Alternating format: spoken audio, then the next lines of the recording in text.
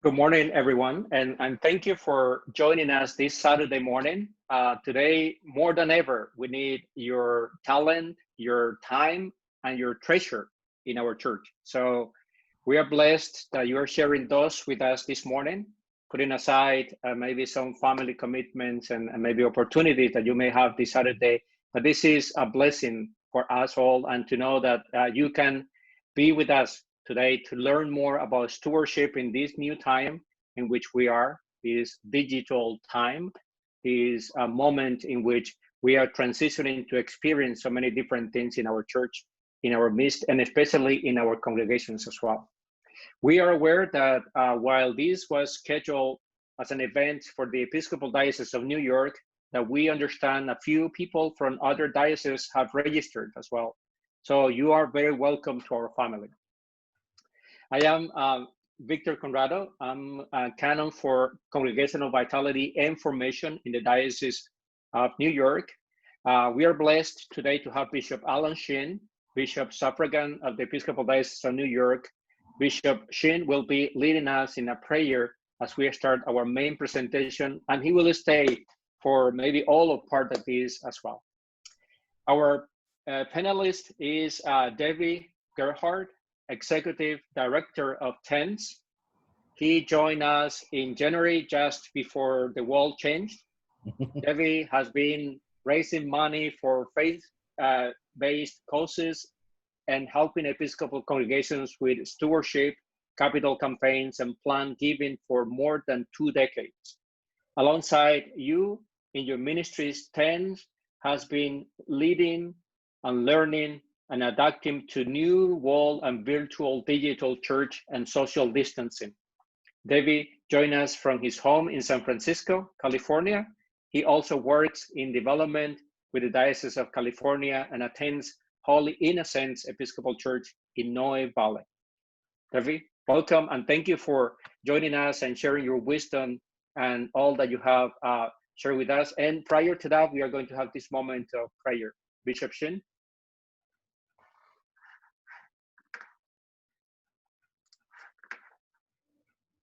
Let us pray. Holy God, you never cease to bless us with your presence and grace. Put your healing hands of love upon those who are suffering from this pandemic, and those who are dying, and those who have lost their loved ones. Help us be aware of the grace and blessing of your unceasing presence, especially in this circumstance of great suffering and challenge. Strengthen us with courage and peaceful hearts in the face of fear, rage, and violence. Endow us with compassion and mercy in the face of hatred and callousness. Guide us with truth and justice in the face of systemic dehumanization in racism, sexism, and classism, and other violent structures. Create in us hopeful and wholesome hearts, that we may be instruments of healing and reconciliation in the face of deep division and hurt. And as we have our conversation about our call to be better stewards of your bountiful gifts, grant us wisdom and discerning hearts, that we may be faithful stewards of all the blessings and gifts you have given us in creation, in our common humanity, and in our daily life. Help us walk humbly with you in love, justice, and mercy all the days of our lives. Through Jesus Christ, your Son, our Redeemer. Amen. Amen. Thank you, Bishop. Thank you. Welcome, Davey. Thank you for having me. Thank you, Canon Victor and Bishop Alan, for inviting me to join you today. I'm about to share my screen, and that will start our PowerPoint presentation. Just want to give one more reminder for those who have joined us since the last time I made this announcement. you are all on mute, which is not because we don't want to hear from you, but because it helps us with our presentation, keep the voices down. If you want to chat with each other or share resources for the whole community, use the chat function at the bottom of your browser. For questions that you'd like us to address, please use the Q&A function. That is what we will use to read and answer your questions. And Canon Victor will be fielding those throughout the presentation as we go through. So with that, I'm going to share our screen. This recording will be sent to you after we finish the presentation, along with the PowerPoint deck itself. Give me a moment here to share our screen and get our PowerPoint started. These are always in the wrong place. Here we go. Welcome.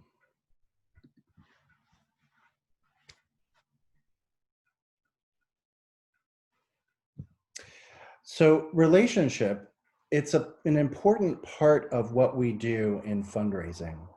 So we have to remember, I think, as with all human ventures, that stewardship isn't just about collecting money in our congregations. It's about the mission, and it's about our relationship to each other. We share in this mission together, and we share in our relationship. So this is a reminder, a best practice, that as we engage our stewardship faithfully, we will share our experience, our wisdom, and our resources with each other. And remember that we are in sacred relationship as we talk about fundraising and stewardship. So when we talk about fundraising, and especially in a year when we are doing our stewardship very likely virtually for the first time, we are learning this new model, and our congregations are meeting in different ways than they have before. I wanted to outline a couple of best practices about how we keep in touch with each other and form those deep relationships. So frequent, genuine communication. This has been happening probably all spring and summer in your congregations, as you've had to make yet more intentional ways to connect people. You don't have those weekly ways to see each other in passing or at coffee hour or across the aisle at church. So the ways that we stay in touch, Zoom or Facebook or frequent e-newsletters, however you're doing that, keep doing it and employ those skills in stewardship. We need to teach and we need to learn about money and meaning. This is true all year round. I think as a stewardship guy, I'm excited about talking about money and meaning all the time, but especially in our stewardship season. We want to make that possible for everyone. Make a clear and concise case for your giving. So I say this to say, every year you probably talk about why you're raising money in your congregation. It's for your mission, it's for the work that you do, it's for the church itself. In a time of virtual connection, we need to remember to make that case very clearly. So it should be concise. You should be able to fit it like an elevator pitch, right? You should be able to fit it in a small section, be able to talk about what's really exciting to you. What is the money going to? Akin to that is transparent and accountable finances and leadership. So we like to know where our money is going in the Episcopal Church or in any organization. So frequently communicate, perhaps even more so when we are gathering our gifts virtually. We need to do perhaps more than quarterly pledge statements, maybe more reminders of how our money is being spent, where our money is coming from. It's also a helpful reminder to keep those gifts coming in throughout the year.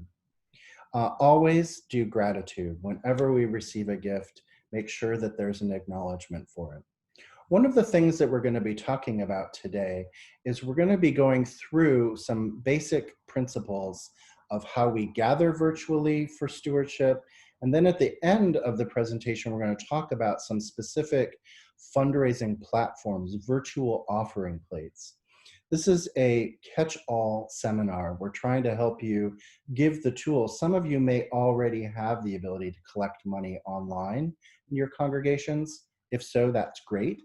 Many of us are still learning this, and so I present some of these options and these best practices as we move through this. So I'm going to continue and say one final thing about why stewardship is so important to me. You know, we really can talk about money in church. 40% of Jesus' parables are about money and possessions.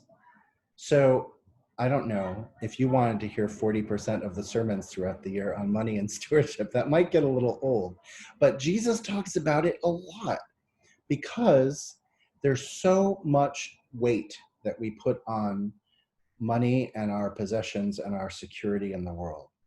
When we speak with our brothers and sisters about their stewardship, about their gifts to the church, when I speak with a donor about their relationship with the ministry, I don't just hear about their interest in funding or the ideas that they're having about their own finances. I hear their hopes and their dreams about their kids going to school, about health concerns. They share sorrows and joys. And I'm sure that those pastoral conversations are happening with you as you engage the topic of stewardship and money as well. So I want us to remember that money is a sacred part of the relationship in church. Stewardship and our gifts and the way that we ask and collect money for the glory and greatness of our ministry is a very sacred moment, and we should be paying attention to that. We're going to go through some liturgical resources later on that help us make that point more clearly. Before I move on to the next slide and ask for any questions that may have come up, I noticed some more people have joined us, and I want to welcome you. Thank you for coming. We are using the Q&A at the bottom of your screen, the Q&A tab to field your questions. So please type your questions that you have for us in that, and periodically Canon Victor will be reading from them and asking me, and I'll answer them online. If you use the chat function, that's for you to chat with each other, share resources for the whole community. It's not a place to put your questions for us because we're not monitoring that today. We're looking at the Q&A. I hope that's clear. Thank you. Ken and Victor, any questions so far? We have not received any questions at the moment. So. We're on track. Okay, so stewardship depends so much on relationships, David, but this year the tools and methods that we have used in the past to build community are not possible in some because it's this present situation, pandemic that we are in, and beyond. What does stewardship in a virtual, digital world look like today? Well, thank you. And yes, this is a different year. So let's talk a little bit about why this year is so different and how that will impact our stewardship. As we respond to local health mandates, and as the fall approaches and we renegotiate how we regather in our congregations, we realize that some congregations or some dioceses are going to stay virtually gathered. So the church doors may remain closed, the church ministries will remain open, but people will not be gathering in person in some places. Depending on where you live and what's going on in your county or in your local area, some congregations are going to perhaps be gathering in a hybrid way, where some people are back in church and some people are staying at home because they're not quite ready yet to rejoin the community. That's honorable and respectable. We want to keep track of everybody and help them engage stewardship. So let's keep in mind that some folks may choose to stay home even if we do open our doors again. So what's important in that is that we have to catch everybody in our stewardship this year. So if we're virtually gathered or if we're in a hybrid situation, we have to adapt our tools from what we've done in years past. And we have to do that in 3 ways, I think. One of them is by the way we communicate the case. So we'll have to email and send those brochures that you might create, or narrative budgets, if that's the way your congregation goes, or other tools and methods that you use. Letters, of course, newsletters, testimonials, keeping in mind that we may not have the opportunity to do that within the context of our liturgies as we usually do. We'll have to do that through newsletters or online. The other way that we will have to focus our stewardship this year, and one of my recommendations, is that we form some small groups, do some deliberate formation for congregations, and help them, help your members find the way to connect with each other and have meaningful dialogue around stewardship. My congregation, for example, we love dinners, right? So we always do these stewardship dinners. Not this year. So how do we find small groups? We'll be going through some of those tricks and tools later on. And then finally, preach and teach on stewardship themes during stewardship season and all year round. TENS provides weekly meditations from October 4th through November 22nd. The typical stewardship campaign in many congregations. We provide those resources, and those can be preaching tools. They can be small group facilitating guides. Those can kick off great conversations about fundraising. So why these small groups? Formation isn't just about our Christian education and how we engage in the world in ministry. It's also how we engage our stewardship. And more as I work with formation folks around the Episcopal Church, I'm realizing that stewardship isn't always a theme that comes into our traditional formation programs, right? It's more of that who wants to talk about money and church stuff. But I'm saying, and I'm suggesting, that perhaps we do really think through some formation and formational exercises to help our congregations and our members think about stewardship.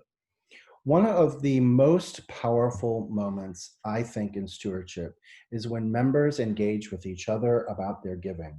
And that's not to say that they have to tell what they give. I know we don't always like to share that, or how we give it, but it's important to know that we do support ministry. And when I tell my story to other people about how I engage with stewardship, it invites them to do the same. It doesn't judge them for what they give or how they give it, but what I do is tell that story. And so I'm suggesting this year we might make some meaningful small groups to help people who are physically distanced to gather together. And we can use Zoom, we can use Facebook, the tools that you're using right now to gather your congregations online are the tools you should continue to use in your small groups for stewardship this year.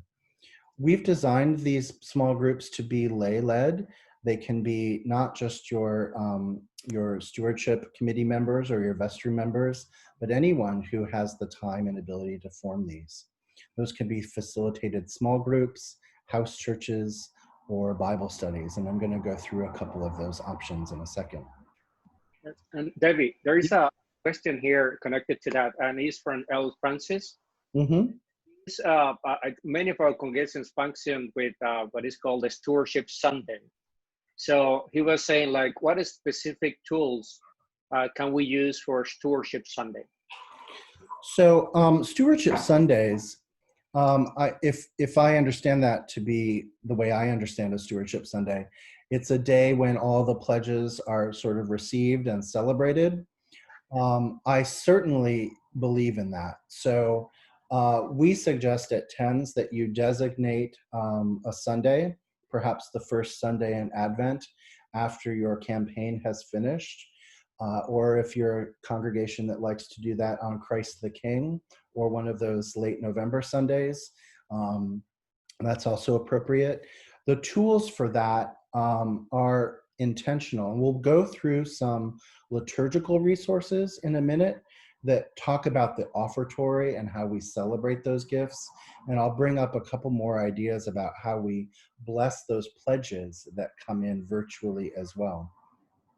Thank you. Thanks. Thanks for that question. Okay, so this is a big slide, but don't worry, you don't have to furiously take down all of these ideas. I will send you this slide. These are just a few of the many passages in the New Testament or some in the Psalms and Old Testament that talk about stewardship, and they are great places to begin Bible studies. A Bible study on stewardship can be a really powerful thing. So I'm not going to spend too much time on this. You'll get this in your slide presentation. There are so many resources in our Christian history of how people talk about time, talent, and treasure. So what does a small group study format look like when we're talking about a Bible study? And I suggest the following very easy method that a lot of congregations use. And it involves reading the passage 3 times. I bet you've done this before, right? And sometimes what's always good to have a diversity of voices. You never know how people will engage it with their voice, with their accent, with their own meaning when they read that scripture. So that's beautiful to hear in a multiple voices. But also, I like to vary the translation. If somebody's holding an NIV and somebody else an NRSV and somebody's got a good old King James that they've dusted off, let's read those different translations and hear how word choice and how inflection changes our ability to look at a passage, what we hear in that. So moving through a Bible study allows us to have a moment where we have meaningful conversation around that topic. So this is one format that I know a lot of congregations are using, and we used last year in about 12 congregations across the Diocese of California. One more thing before we answer some more questions, a couple more slides. So good Episcopalians, we do love the Bible, but we also like to talk about other interesting sources to receive our inspired word. And some of that can be articles, some of that can be thought-provoking questions. And so I encourage you to develop small group processes that focus on other sources that you may find. And I have a list of them that I'm happy to email around later, articles that get us thinking about stewardship. And these sort of 4 thought-provoking questions. I cue these in a method that I call appreciative inquiry, and many of you may already know this model or be using it. Appreciative inquiry asks us to focus on the things that are positive and possible when we're engaging in a small group discussion. It purposely does not ask for negative questions or frame problems. It does allow for, of course, problems or concerns, challenges to surface, but it doesn't ask for them explicitly. And that invitation to look for the positive or to look for what's possible, especially in ministry and stewardship, helps us understand how we can be in the community and what might be possible. We don't want these small groups to get bogged down in, in problem solving. We want them to engage in the beauty of possibility of ministry. So these are a few questions that I've used to get small groups talking about stewardship. When you do your small groups, I'm suggesting this year, as we are gathered virtually, that your small group be the place where the ask, the invitation to make your stewardship gift comes from. And that is because often we do this with the stewardship chair standing up in church, or the rector or vicar inviting people to turn in their pledges. This year, as we are gathered virtually, and as perhaps you have done these small groups, I'm asking the hosts of these groups to make the ask. And that's not to say ask for a specific amount. Nobody has to know anybody's numbers. You can deliver it and receive it in a sealed envelope. But that actual translation, that invitation of asking and receiving those gifts, those pledges, and then giving them to the church and having them blessed is a really beautiful way to close out these small groups that have been focusing on stewardship. So again, it's not a heavy-handed sales approach, and you may just invite people to pray about their gift and send them away with their virtual materials. But it's the actual passing of that information to people that I think is really important. Do we have any questions about the small group process before we move on? There is again a question that can fall into these small groups as well, and it's from Rita Carver. And it's what is the best way to support stewardship while also being sensitive to parishioners who are unemployed due to COVID? Right. That is such a financial reality in so many of our congregations right now. And as with any difficult year, we ask people to make their best pledge, but the pledge that is prayerfully considered, which means taking into account their family and their own needs. We never want anyone to go into debt to support their church or to do harm to themselves. I think it's a conversation, however, about giving what you can and making a meaningful pledge. Pledges can be a very small amount. They can be also of time and talent and other gifts that you have to give your church. And I think it's important to invite all of those, especially when we are in a period of sort of universal suffering and the financial impacts of the pandemic are all around us. So please do your stewardship campaigns this year and ask people to really, they will do it anyway, but ask them to make very prayerful consideration. We don't want anyone to do harm while doing good for the church. But every gift is meaningful. The widow's mite, as it is a meaningful gift. And so if a family has to decrease their pledge from what they might give last year, that's totally okay. There's no shame in that. We are a body and a family, and we support each other. Focusing on the work that we do outside the community is also really helpful, so people understand that even when they're giving a small amount, they're sharing their abundance with the world. David, there are two questions that are connected to technology. So let me read the first one. So making the ask in small groups seems to assume that all members will be a part of a group. What do we do about older persons who are not tuned into this technology? Right. The second question connected to that is, how do we deal with parishioners who may not have technology or are technologically deficient? Right. Well, I mean, that's true this time as in any time. Technology is changing and it has enabled us to do so much during the pandemic, such as we're meeting virtually today. I would suggest that, so yes, there are going to be some people who don't want to join a small group or whose schedule doesn't permit. That would be the same if we were gathered virtually.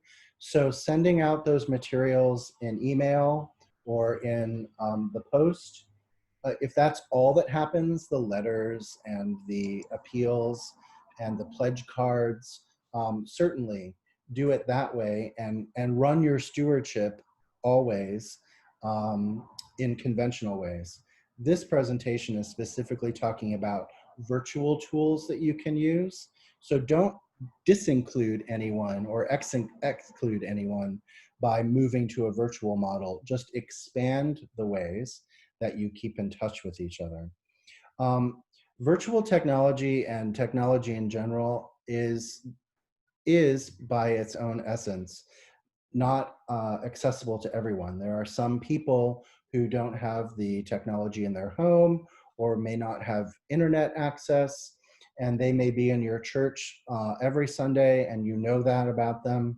And that's where these phone calls or ways that you can engage, in the old-fashioned way that we used to do before March of one-on-one conversation can still help. So what I'm suggesting is use technology where it fits, but don't disclude your other kinds of ways to get in touch with people. Bishop Allen, I saw that you had your hand up. Yes, I have a sort of related question. Stewardship, when we talk about it, is three things normally, generally, right? Time, talent, and money. Mm-hmm. And so one way I thought, maybe it occurred to me that people who cannot, unemployed or have difficult time making financial contribution can commit to making time and talent commitment. However, I've also heard that some, in my stewardship studies, some people saying that don't mix those three modes. When you want to do money stewardship campaign, focus on money and don't do all three things at once. Is that still the case? Is that how you advise? That's a good question, Bishop Allen, and I think that it's nuanced. It depends on your congregation. I always think, I'm a fundraiser, right? So I always think that money is a conversation to have.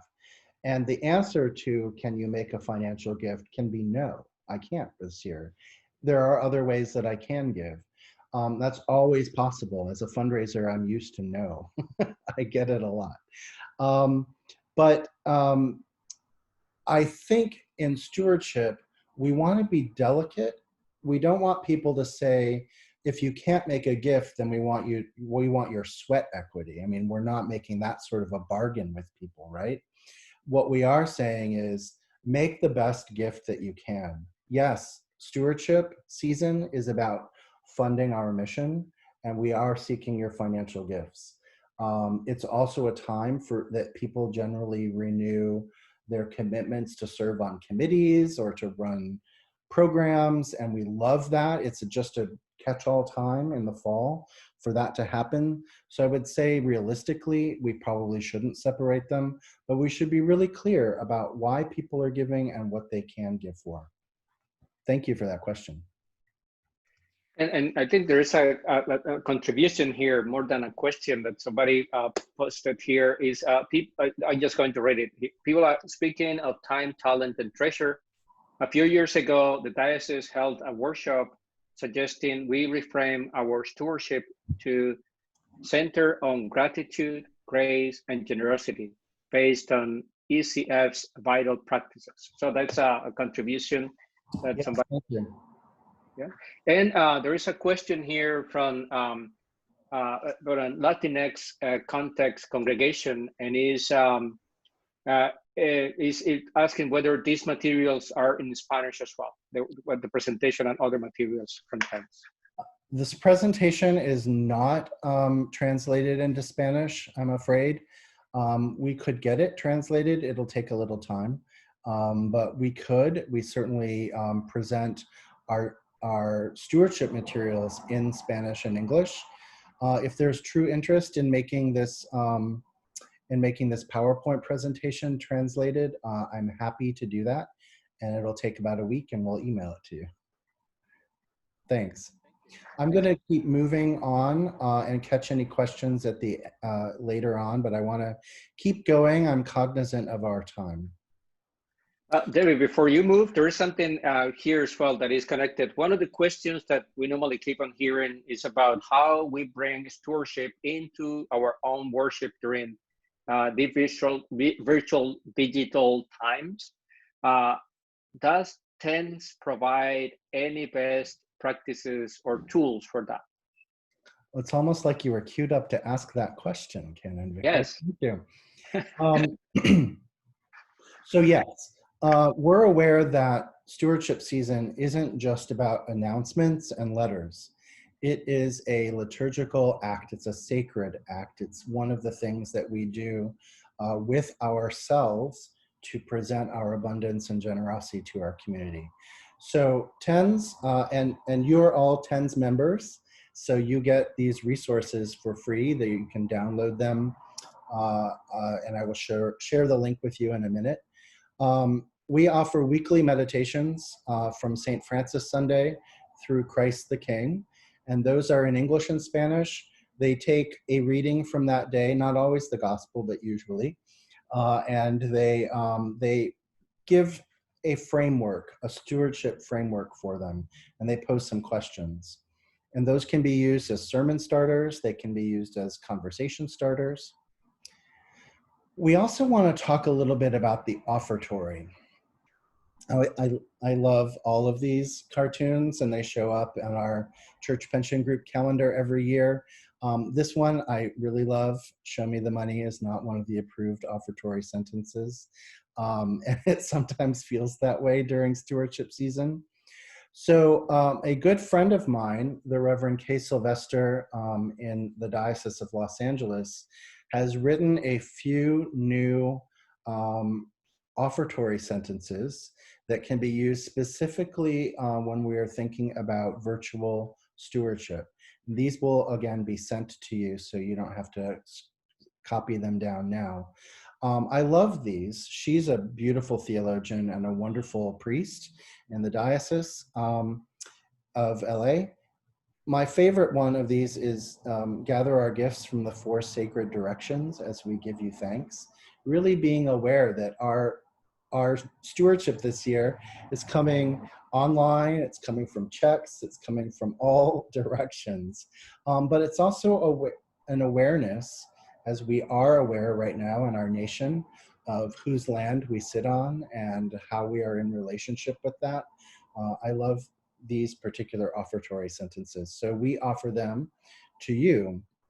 And that offertory, right? So I've been attending virtual services since March, like you have, in my own congregation, but I also get to skip all over the country because of time zones and see lots of Sunday worship on a day. And one of the things that I'm noticing is that the offertory, which when we are gathered in person gets so much attention, there's an anthem or a hymn, there's this moment where the gifts come forward, our baskets, but also the elements of communion.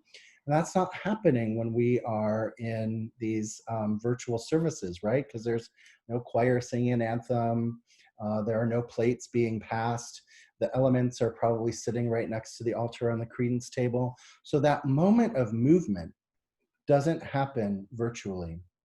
And so I'm suggesting some ways here that we bring the offertory back and highlight it, especially during stewardship season, but perhaps always.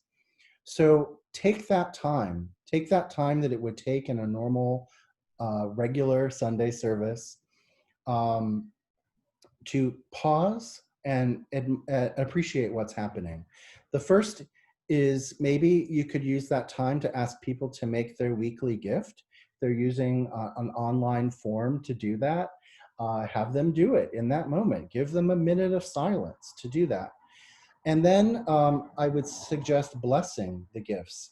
Some people do this literally. They have slips of paper or envelopes that they've opened throughout the week, and they bring them, the priest has them in a basket at the altar and they bless them.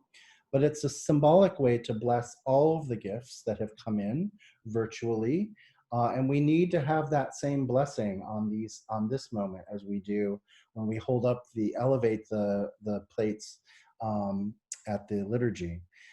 Finally, we break our gifts and we share them with the world. So I would say that in that moment of the offertory, just before we break bread or have a spiritual communion, if you're doing that, that we remember which ministries our congregations support. So we name them in that moment of the offertory. So we bring some special highlight liturgically to the work that we do. The liturgy is the work of the people, right? So this is our work, the evidence of that work. When we create liturgical tools throughout the year and for stewardship, we really want to bring that sacred moment of giving and receiving together. This is our abundance. It's what we can offer a world that needs it. Any questions on liturgical resources before we move into more technology?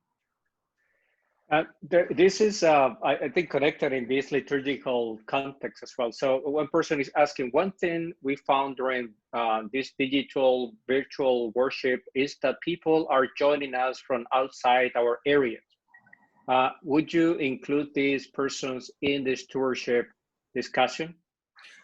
Oh, absolutely. You know, whenever you join a congregation or whenever you are there, if you are participating and you find meaning in it and you want to support it, you know, if you were just a visitor and you were sitting in the pew and the plate came by, you might put some money into it. If you happen to be in a congregation on Stewardship Sunday and you wanted to contribute or you wanted to hear more about the ministry, certainly. We're in such a time right now where, because the church is no longer just in our four walls, but it's spread across the internet, we can really enroll people.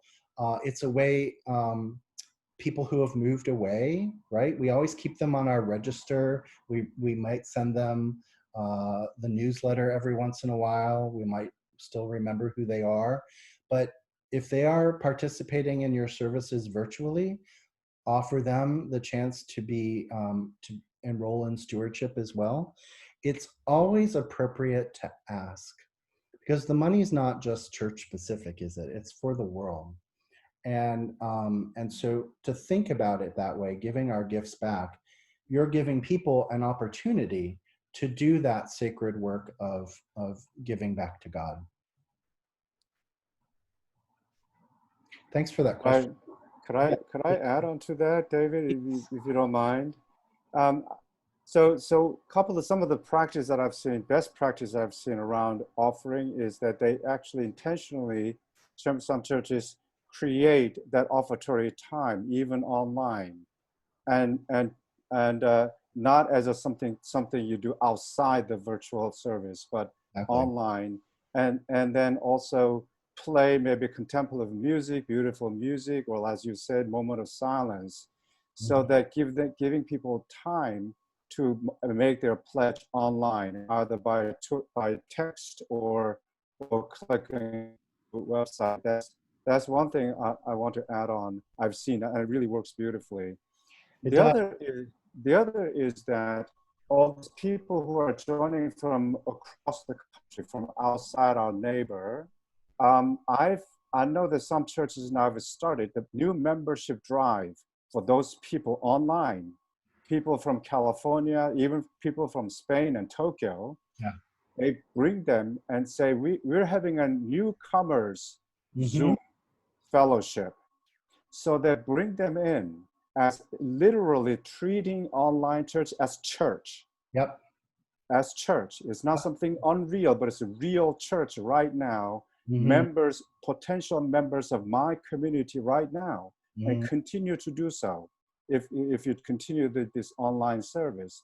So you can create this whole expanded community intentionally with care. Yep. And then small group stewardship community can spring out of that, I think also.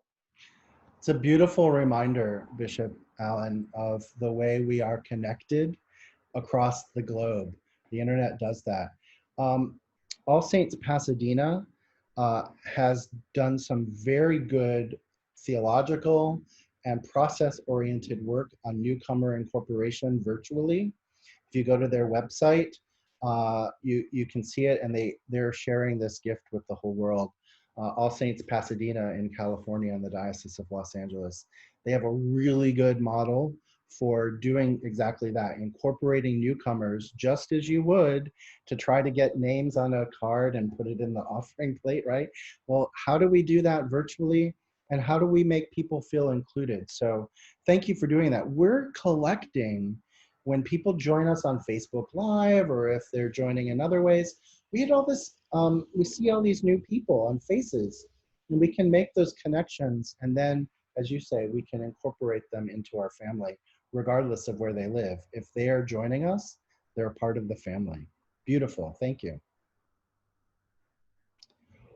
Well, let's move in and talk a little bit more about technology, and then I'll finish up by looking at some virtual offering plates We'll go through some of the pros and cons of the most commonly associated ones out there.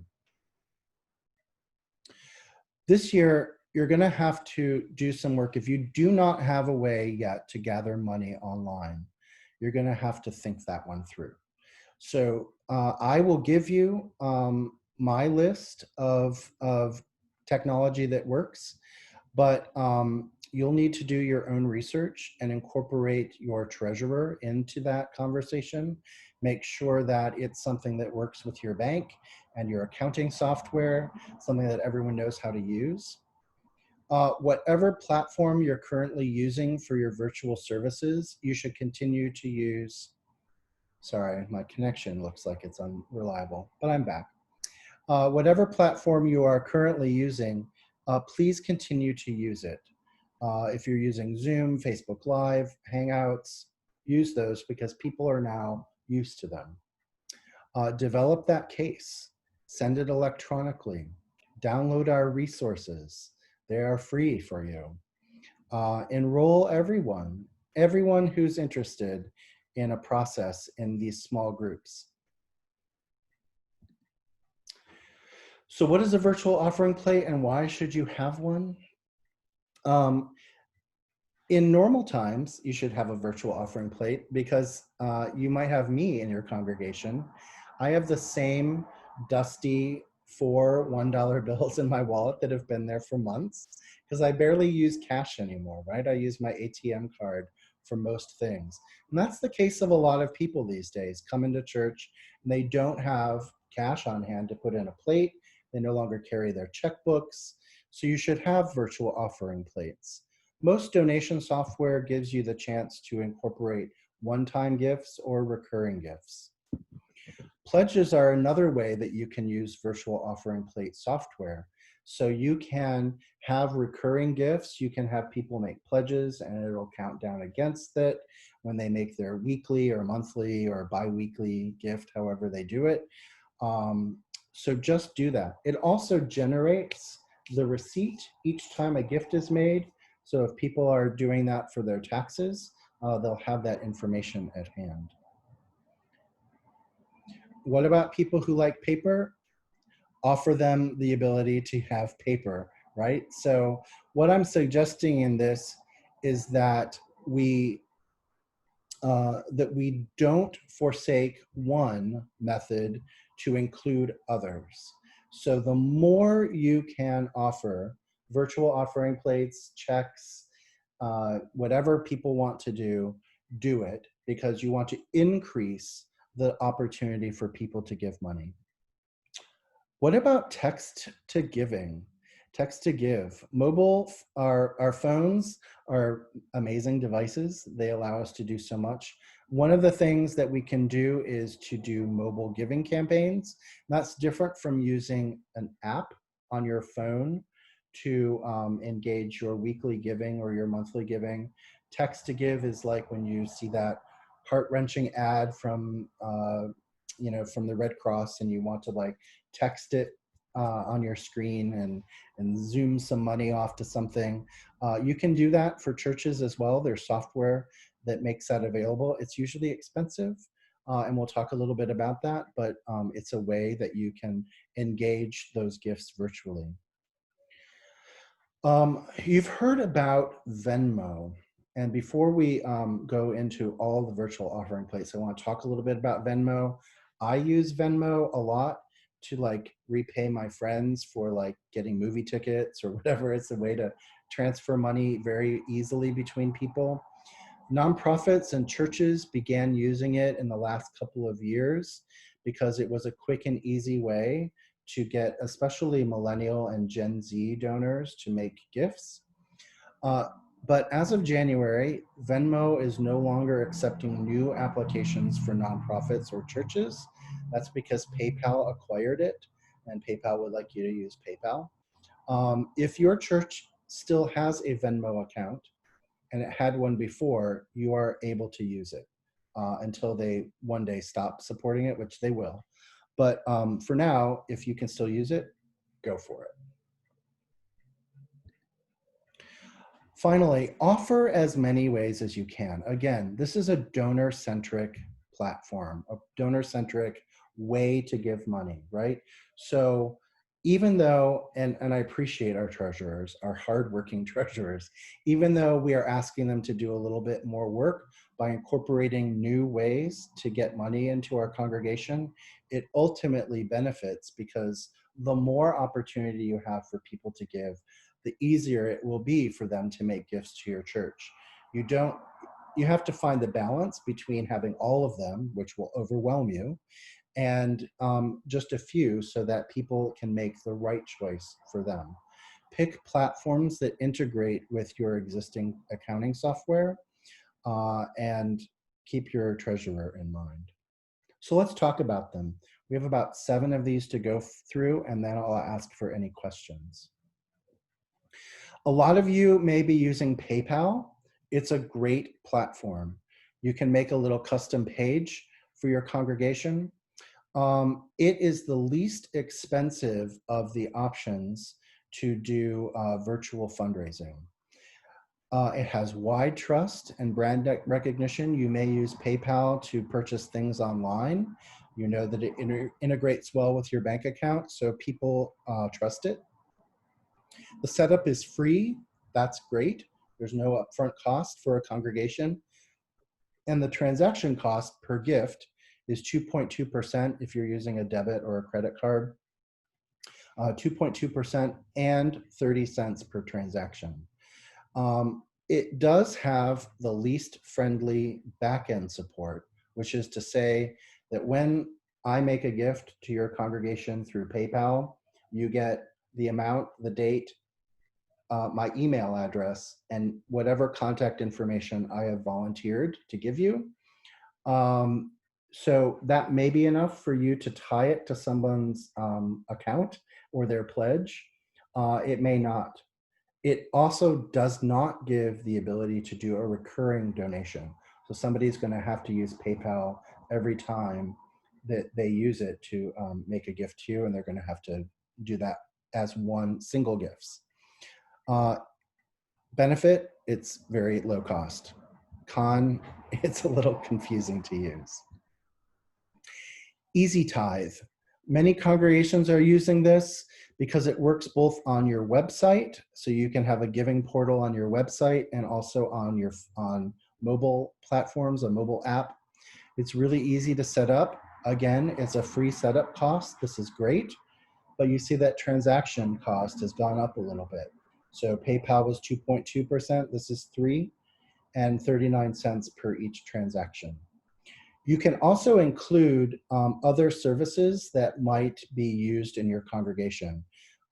They cost more, and there'll be some upfront monthly costs and some ongoing costs, but you can do streaming services on your app. Through that, you can record sermons, you can do galas and events, and things like that. All of those modules cost a little money to set up, though. Faith Street is one that many congregations are using. They have been aggressive in a good way, of working with dioceses to negotiate transaction rates that are lower than what they offer on a whole. So for example, the Diocese of Arizona, and I believe the Diocese of West Texas, they have negotiated their own transaction rate with Faith Street that's a little better than what they are showing here on this slide. Maybe they're going to talk to the Diocese of New York. I don't know that, but it's one of those, they're a great platform. They are set up for church giving. They have a faith-based component and mission behind them. They allow the donor to absorb the transaction cost. So that's to say,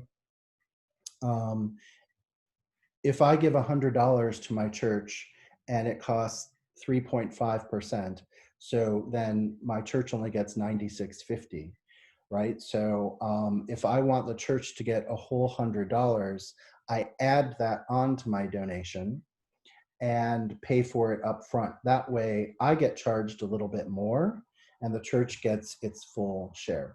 So it allows that mechanism. People can select it. It's a little easier than your treasurer having to take those costs off and charge them as sort of a cost of doing business. for your accounting. PushPay, this is a really robust system and it's expensive. The thing is that it works much like a database. You can do really robust, you can like have trends, you can project people's giving. It gives you a lot of information about the relationship management pieces. It gives you online and mobile ways to do it, so website and mobile. It's very expensive to set up, so it can be between $500 and $1,200 for a setup fee, and then the transaction varies based on congregation or based on how much you use it. So the more you use it, the lower transaction cost you get. The less you use it, the higher rate you'll get. Giving Tools, another platform.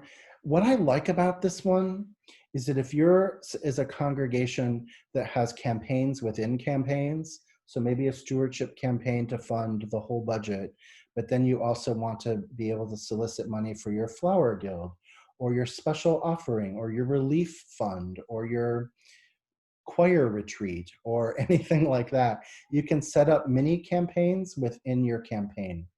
It has a monthly fee, pretty reasonable, and a pretty low transaction cost, but then it's offset by that setup fee.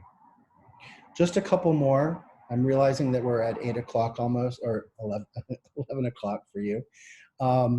I just have a couple more and then we'll open it up to questions. Many of you have heard about Zelle.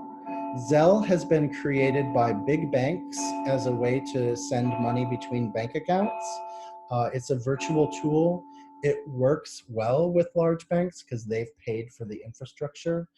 They've cut out then smaller community banks and credit unions. So many of those don't use Zelle and don't have the opportunity. There's not a whole lot of ability to track donor information, but you get a little bit. The thing is that there's no fee to use Zelle because it's been paid for by banks. That can be a good or a bad thing for you. Your banking institution, however, may charge a fee. So nothing to the church, but the user may get charged a fee depending on their bank. Tithely is the one that TENS has negotiated a good rate with. And so it's one of the ones that we recommend. You can do text to give. It's a one-time and recurring gifts are all possible. It's an app on your phone or a website that you can integrate into your own website. As members of TENS, you receive a discount for Tithely, and that gets you a lower transaction cost, 2.75% instead of 2.9. It also is a really big discount in text to give. When you see text to give at $19 per transaction, I want to talk about that very briefly. Text to give isn't using your phone to make a mobile gift.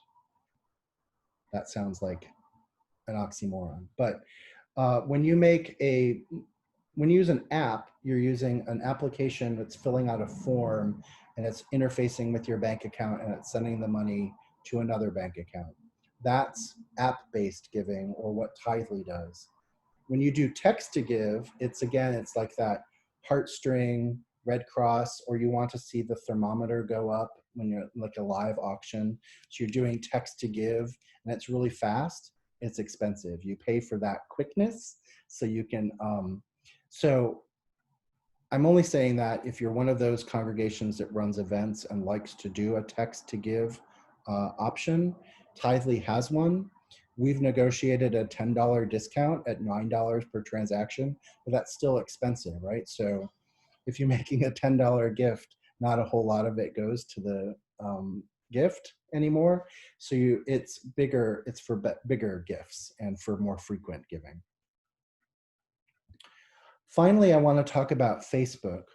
Facebook has its own integrated giving tool. If you're using Facebook Live for your virtual church services, Facebook has a tool that you can use to collect donations and it will send it to your bank account. Right now, during COVID-19, Facebook is not taking any transaction fees or other costs. It's a good deal. We don't know if they may continue it. It's very popular, but because it's popular, they may decide to monetize it. So right now it's free. If you're using Facebook Live to do your virtual your streaming services, this is a great tool. It integrates exactly. You can put it in the comment section of your Facebook Live, and people can make a gift directly, put on your Facebook page. It's free for you to use and really easy to set up. It won't be free forever, probably, but right now it is. Any questions before we finish? Any questions about the virtual offering plates that I've talked about, or virtual offering plates in general? No one has typed anything here. There have been some discussions going on the chat. That's kind of connecting to some of the ideas that you have been presenting to us, especially with looking at expensive tools that we may be using out there, and how that is helping us to kind of get more concrete answers in our context. So, so that's what has been going on so far on the both Right. chat and on the. So let's see here. Oh, there are 3 questions now that came here. Let's see. There's you have not mentioned Realm, REALM. This is what my congregation uses, and I pay my pledge this way. Yeah, Realm is a great one. I just didn't cover it. I couldn't cover all of them. Realm is one that many people use, and it has, if you're using it, great. If you want to evangelize about it, put some information into the chat and tell us why you like it. That would be great.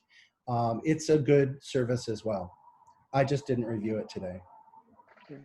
And there's another one here, Giving Fire. Is this a tool we can use during liturgy? I don't. Which? Giving Fire. I don't know Giving Fire. Yeah. That's one I don't know yet. So maybe I should put it on my list to research. New ones are coming. I mean, everyone has realized that churches need to raise money right now. So some of them are new, even this summer. I don't know how long Giving Fire has been around. If you're using it and it's great, tell us about it. Mm-hmm. Yes.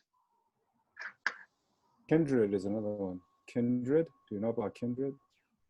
I don't know about Kindred. I mean, again, there are so many. So does anybody use it or could put some information about it in the chat? That would be great. Again, we're trying to help congregations make easy choices that work with their accounting software, that have reasonable setup fees. But if there are things that people are using and they're already working, don't change. Mm-hmm. Mm-hmm. The only concern I would like to raise is that some of the newer ones are smaller organizations, the new startups, and I've had an experience actually using one of the startup payment processing kind of company, and there's a member of our diocese who organized an event and paid for, use that organization's tool, and have not been paid yet. Oh. Yes, and then another organization actually during COVID went out of business, so she never got the money. Wow, yeah. So you really have to be careful, do a lot of research about the organization, these are new ones that you are using before you do. Right.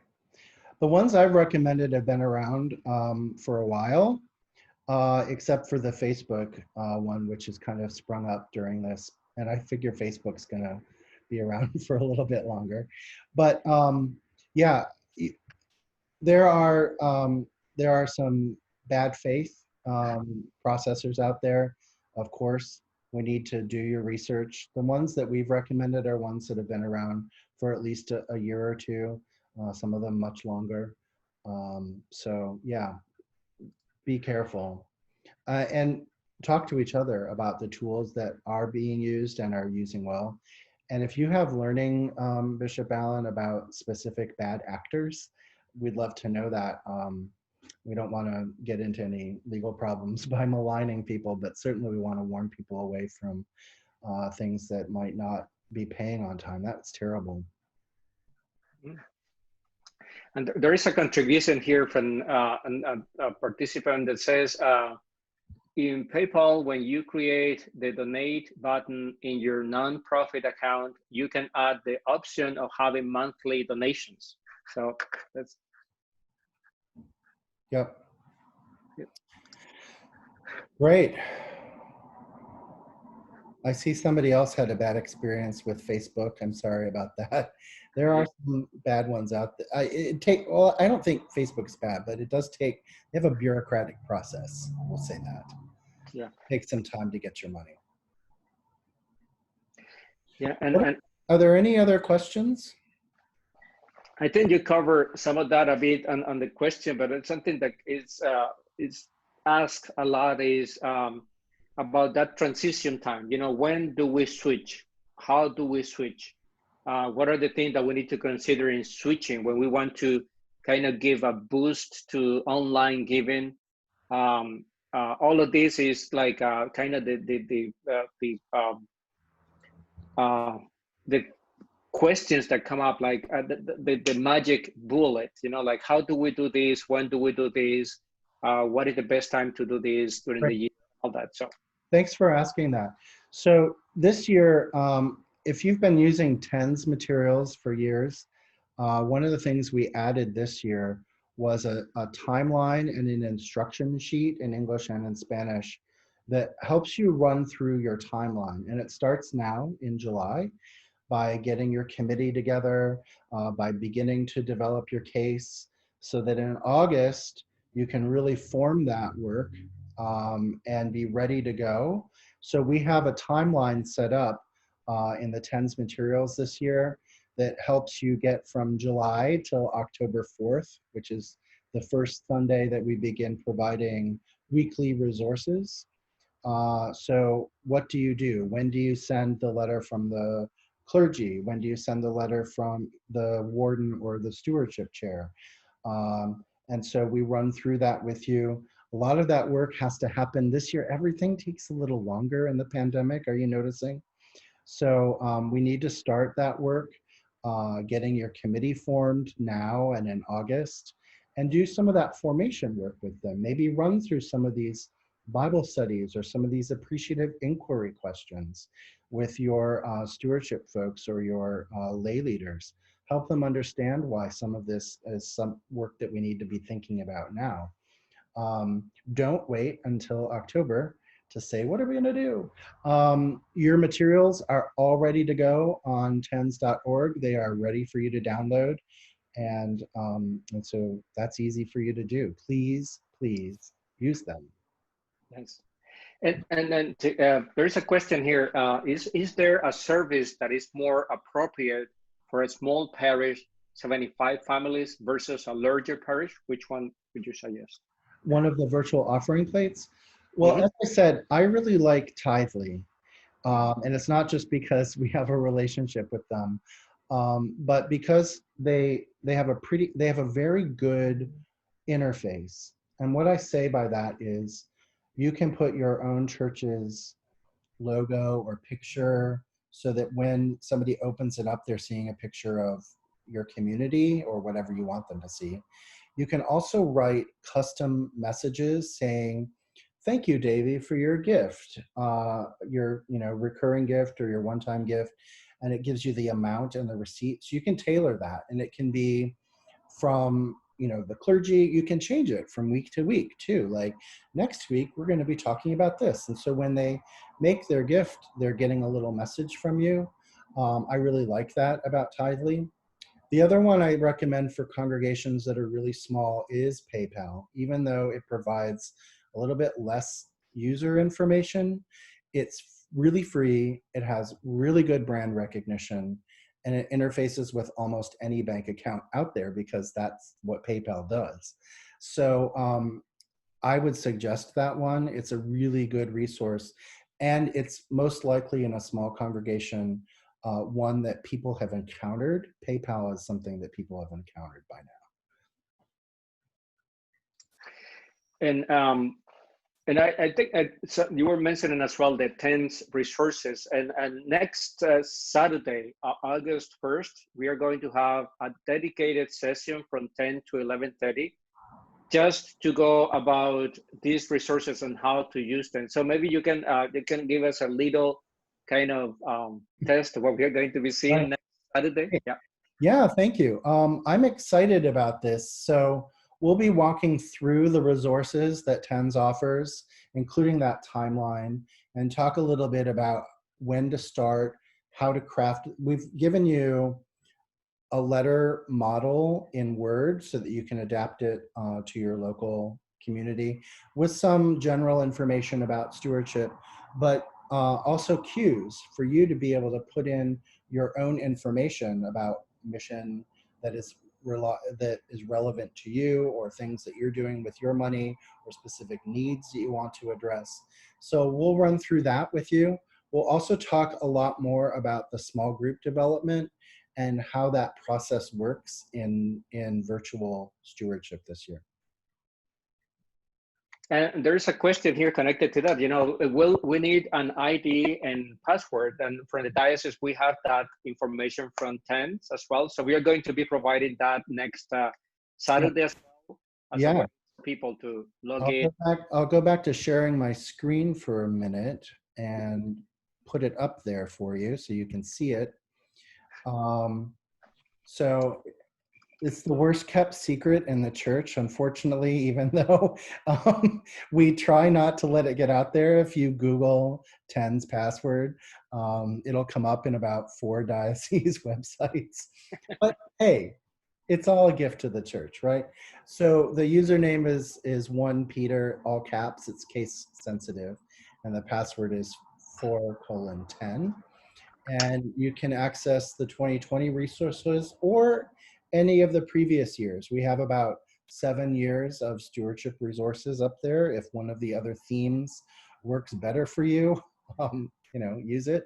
But this year is really specifically about virtual stewardship. I'll send that, well, you'll get this presentation, so you'll get the password again, and you'll have it. We want everyone to have it. Yes, thank you. I've put a link to the survey in the chat. So please, it's 3 questions. It should take you about 2.5 minutes. Please do answer it, and then it'll help us for next week. If there are questions that you really want to see addressed, I'll make sure to include that, or for future sessions that we might do together. Bishop Alan, if you have any final thoughts before sending us off, connected to this topic today, in general. You know, we got an expert here, Davey. Thank you very much, Davey, for doing this for us.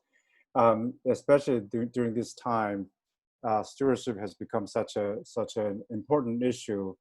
And stewardship is always a challenging topic to bridge.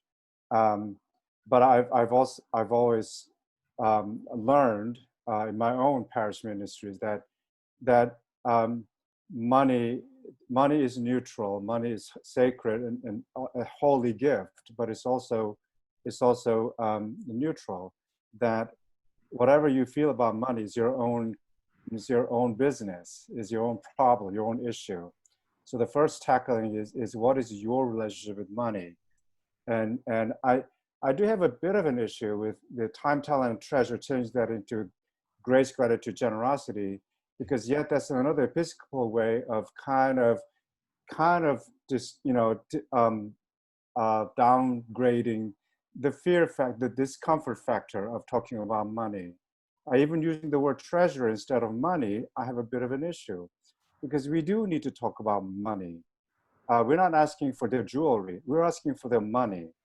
And so if you have discomfort talking about money, then dig deep. Why is that? What is your relationship with money? Where is that fear factor, discomfort factor comes from? And we do three things with the money. You know, we save, we spend, and we give. And it's giving part that we're talking about, right? And that's just, all those three things have spiritual component. And it's basically it's a relationship with God. And relationship, you know, spiritual component is a relationship with God, and the money is part of that relationship. And that's how I've approached it. And that's how we need to really rethink about this. And all the fundraisers that I've talked to, they say, no, you want money, you ask for money directly, clearly, specifically, with clear agenda and mission. All of that you talked about, Davey. Don't hide from it. Don't get away from it, right? So I just want to say a goodly number of people have presented. Thank you here. Thank you so much that you have participated. And I think that I want to thank Canon Conrado for arranging these great Zoom meetings. I think it's been fantastic. And TENS has your work has been fabulous for the church. Thank you so much. And now we go blessing. Is that what it is now? Okay. May God Almighty, who has given us the gift of life through Jesus Christ, may strengthen you and lift you up in his spirit of love and mercy, that you may be faithful stewards of all God's gifts and blessings. And the blessing of God Almighty, the Father, the Son, and the Holy Spirit be upon you and remain with you now and forever. Amen. Thank you so much. Thank you. And see you next Saturday. See you next Saturday. Yes, thank you.